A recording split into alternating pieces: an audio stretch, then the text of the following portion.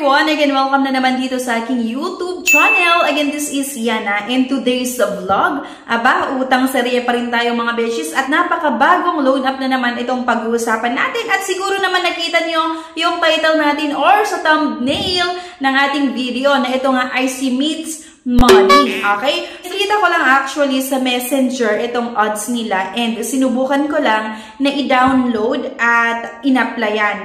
Ayon kasi sa app na ito, pwede daw makahiram hanggang 30,000 pesos. Kaya nga, sana mapanood nyo yung buong video para nga malaman nyo kung magkano nga ba talaga yung pwede nating mahiram kapag first time natin na umutang, paano nga ba yung interest and processing fees. Okay kaya?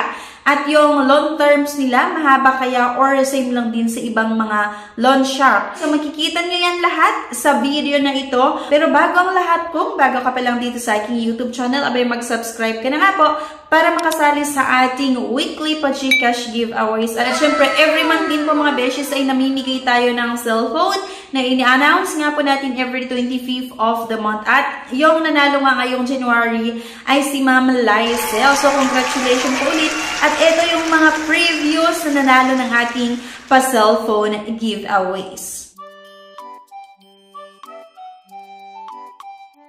So let's get back to the topic mga beshies. At ito na nga ang pag-uusapan natin. Itong si Meets Peso. So, yung ads po nila mga beshies ay get a cash loan with approval on the same day. Completely online money on the card. Loan from 2,500 to 50,000 pesos. At no ID card, no collateral nga daw. Pero totoo kaya to at merong 98.6 na approval rate. So yun nga mga beshes ang pag-uusapan natin na itong si Meets Money. Kapag i-open natin itong app na ito, ayan, welcome to Meets Money. At meron silang gustong i-access sa ating cellphone, ayan, to track your activity across other companies. And ayan, at same with other loan app na naman, na kailangan natin maglagay ng ating mobile number or valid mobile number.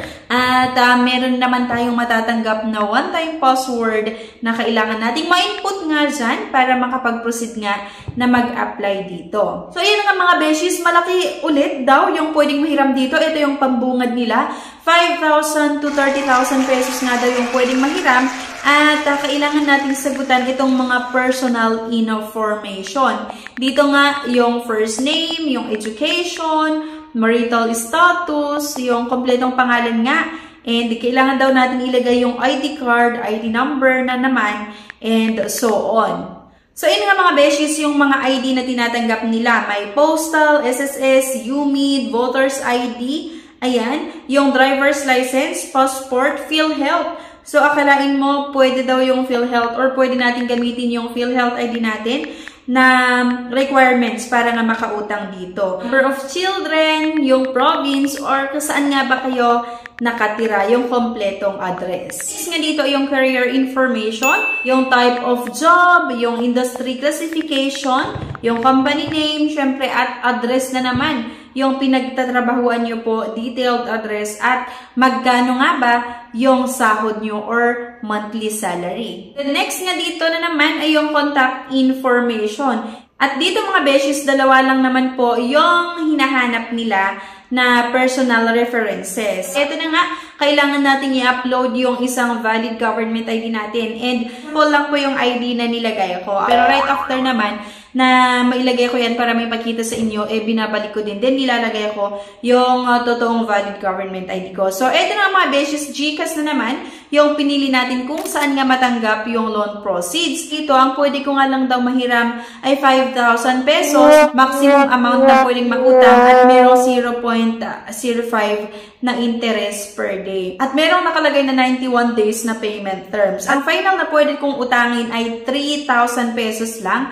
91 days daw yung payment terms. Pero hindi naman po ito totoo mga beshies, okay? So, wag kayong malinlang sa sinasabi nila na 91 days na payment terms. Kasi 7 days lang po talaga yung payment terms. Doon sa 3,000 pesos, bali ang matatanggap ko lang ay 1,650 dahil nga po sa technical service fee na 15%, consulting fee 25%, pay fee 5% at daily interest nga na 0.05%.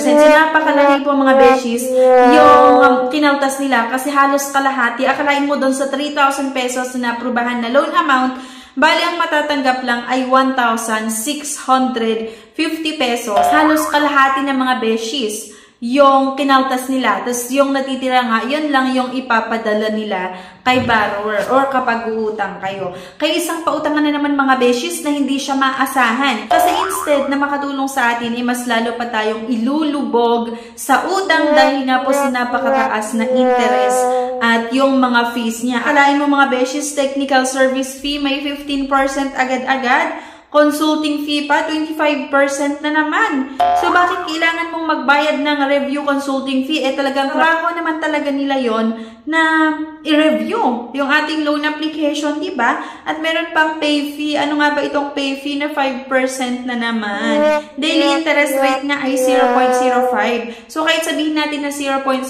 itong interest niya, pero kapag everyday na may 0.05 na interest, di sobrang napakalaki na yung interest kung abutin ng ilang araw yan bago mo bayaran. Kaya hindi ko siya nire-recommend na naman sa inyo mga beshies, pero syempre nasa sa inyo pa rin yung desisyon kung gusto nyo pa rin subukan na umutang dito. Itong si Meets Money ay available nga siya sa mga iPhone na cellphone and hindi pa siya lumalabas nga sa Android. Kasi nung search ko sa Android, wala pa. Pero yun na nga, para may idea na lang din kayo. Malay mo, baka lalabas din ito sa Android and at least meron kayong kaalaman kung ano nga ba yung possible na may experience nyo nga sa loan app na ito, yung mga interest, yung mga processing fees, and yung mga loan terms. Okay? So, yun lang mga beshies. Sana may nakuha nga kayo na idea sa video na ito. And thank you for watching. Please don't forget to click the subscribe button. Sana i-like nyo din yung video. At huwag nyo kalimutan na i-share sa mga kakilala nyo para at least diba, mabigyan nga natin sila ng babala bago pa nila masubukan. Okay? So, sa tingin nyo okay ba itong si Meets Money loan app na pwedeng mautangan online or hindi? Sana i-comment nyo yan mga beshies. Thank you for watching. And see you on my next video. Bye-bye! No time to apply for a bank personal cash loan? Yana's here to help you. I assist pre-qualified clients with basic monthly income at least 25,000 per month. Hassle-free at walang fee. Lahat ng process sa bank gagawin. 2 to 5 banking days lang approval. Loan up to 2 million. Email amawanyana@gmail.com or message my FB page, Yana Insta Review. Note, qualifications may vary subject to the bank's terms and policies.